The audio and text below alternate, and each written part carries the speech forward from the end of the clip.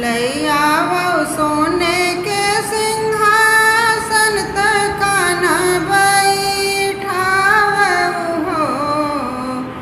लई आवो सोने के सिंहासन कन्हैया बैठावहु हो।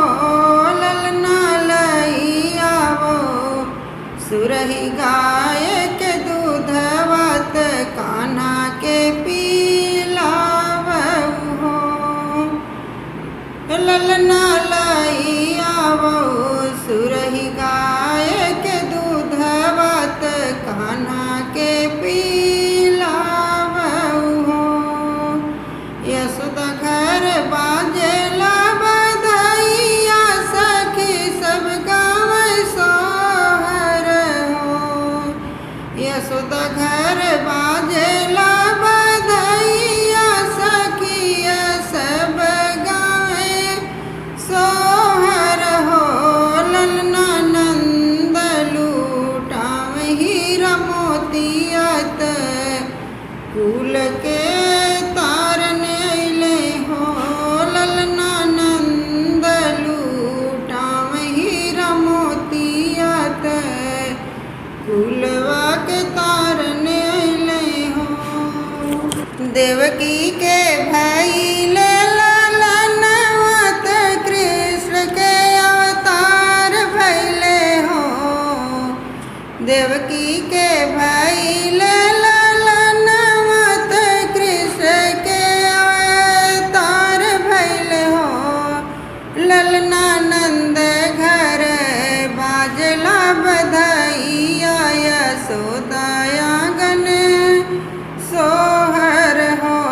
ललना नंद घर बाजला बधाइया यशोदा आंगन सोहर हो। बज लागल बरहो बजनवा त गह गह नगर कर हो। बज लाग बरहो बजनवा त गह गह नगर कर हो।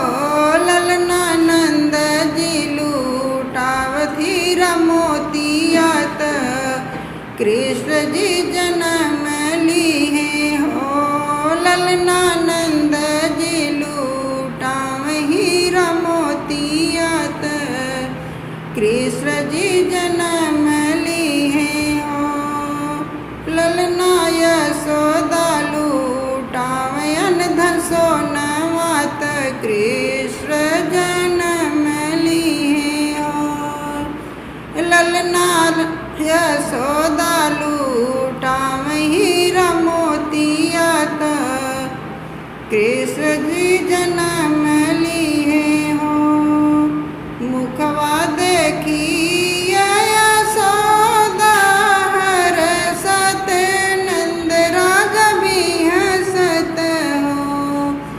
मुखवा देखी यशोदा हरसत नंद राजा भी हंसत हो। ललना सखिया सहेलर सब नाचत मंगल गावत हो। ललना सखिया सहेलर सब नाचत मंगल गावत हो।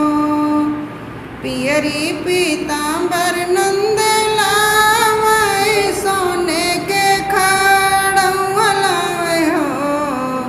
पियरी पीतांबर नंद लावै सोने के खड़उ लावै हो। ललना बिहसी जसोदा पहिनावई कान्हा के सजावई हो।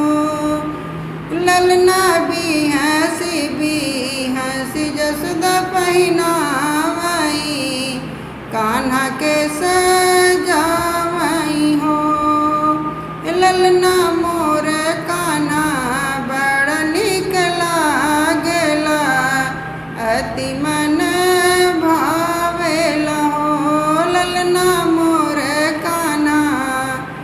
बड़ा निक लागेला अति मन भावन हो।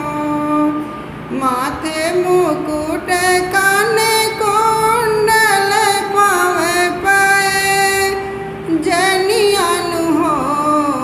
माथे मुकुट काने कुंडल पावे पाए जनियान हो। ललना सोने बसुरिया गढ़ावई कान्हा बजावई हो। ललना सोने के बसुरिया गढ़ावई कान्हा के बजावई हो। देवकी के भइल ललनवा कृष्ण के अवतार भइले हो। ललनानंद घर बाजला बधैया तो नगर गुलजार भइले हो। ललना नंद घर बाजला बधैया तो नगर गुलजार भइले हो। ललना यशोदा घर बाजला बधैया त जग के पालन हार अइले हो। ललना यशोदा घर बाजला बधैया त जग के पालन